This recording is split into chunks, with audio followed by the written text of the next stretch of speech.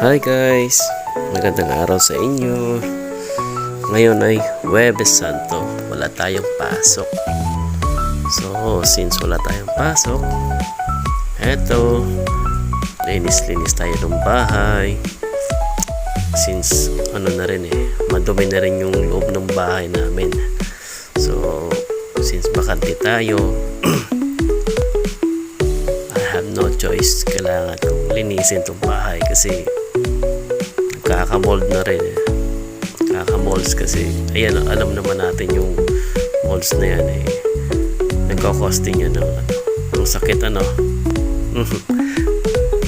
yun daw sabi so pero siyempre mas mainam pa rin na mas malinis natin yung loob ng bahay. Ito lang to dito isa sa mga talent ko lang kasi to yung maglinis ng bahay. Alam nyo naman, lalaki tayo, hindi tayo pwedeng mapagod. So ito, malapit na ako dyan sa kusina namin. Ayan, yung kusina namin na yan, tawag dito, actually dating kwarto to ng kapatid ko na si Mabel. So since yung bahay na to tag dito yung iniba yung structure ng bahay. Doon na rin kasi si Mabel sa kabila kinananay. So since andito kami ni Mrs. Itong bahay nito, yung bahay na to na dating bahay ni nanay, yun, yung kwarto ni Mabel ginawang kusina na rin namin. swerte nga namin kahit paano pag uwi namin dito ng nung 2022 ata ito na naayos na yung bahay. So syempre since tayo yung kuya at tayo dito padre di pamilya na rin, so kailangan pakita rin natin sa sarili natin, sa parents natin, syempre na rin tayo, matured na rin tayo, pamilyadong tao. Ito, ako swerte lang din naman na ito yung status natin sa buhay. Hindi na tayo masyadong mahirapan, pero syempre hindi ako kontento. Marami rin tayong gustong tawag dito ma-achieve pa. Dami pa tayong mga bagay na gustong in short tawag dito yung mabili o gusto pa marami pang marating. Naman we're not contented naman sa isang bagay. So wait lang, saan sana tayo napupunta? Ang topic natin maglinis lang ng bahay. So ayan guys, yung kusina kasi namin na yan everyday o kahit minsan kahit sa loob ng bahay everyday yan. Pagdating ko ng bahay galing na trabaho since gabi na rin ako nakaka-uwi, mahaaligabok yan. Lalo na siyempre ngayon summer at sa likod kasi ng bahay namin o kahit dyan man lang sa harap, pag mahangin yung aligabok pumapasok talaga. Although may kortina naman, but then syempre kailangan mo rin tawag dito buksan to kasi yung bintana kailangan mo buksan kasi pag hindi mo binuksan mainit din naman. Pero basta ayun, madumi siya pag bunga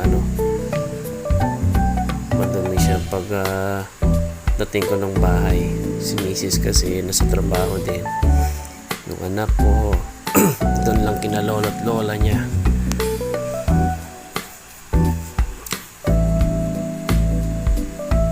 Yung bintana na yan, talagang dumihin talaga yan.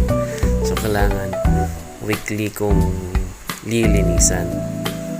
Kasi pag hindi, kaya naman pag meron tayong bisitang dumating, isipin nila hindi mo lang tayo marunong maglinis kahit sa bintana man lang. Si Mrs. kasi hindi rin kami tag dito. Yung day off kasi niya, hindi rin yung katulad sa akin na every Sunday. Sa kanya kasi iba yung shifting ng nila sa trabaho nila. So minsan hindi para parehas yung araw ng day off niya. Swerte na lang kung matama dun sa linggo kasi at least pag Sunday ayun nakakasimba kami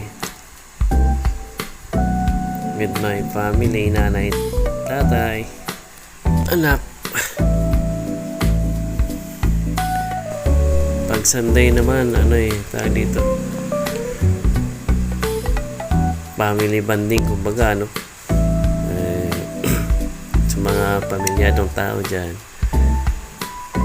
Yung Sunday ito yung araw na pinaka-importanting araw sa ating mga tatay. Siyempre kakasama mo yung buong pamilya mo, pasyal-pasyal, gala doon, gala dito, yung moment na masaya. Alam nyo ba yung electric fan na yan dati? Ang nahihirapan ako maglinis. Pero nung siyempre ikaw lang mag-isa sa bahay na naglilinis, natututo. Basic na lang Yung dumi pala dyan, hindi na masyado kita sa camera natin. Pero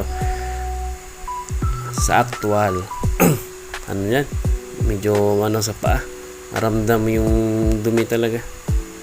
Ang ginawa ko, general cleaning na lang inuulit-ulit ko na lang yung pagwawalis sa loob ng bahay. Hindi pa nga ako nakumpinto, nag-spray pa nga ako dyan hindi lang nakita sa video. Yung mesa na yan, dyan ko nilalagay yung mga gamit namin na tawag dito, yung usually mga gamit ni Matt, yung anak ko, sa anak ko.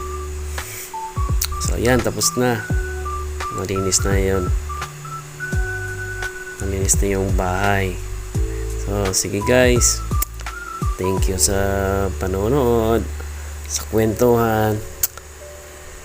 See you next time around.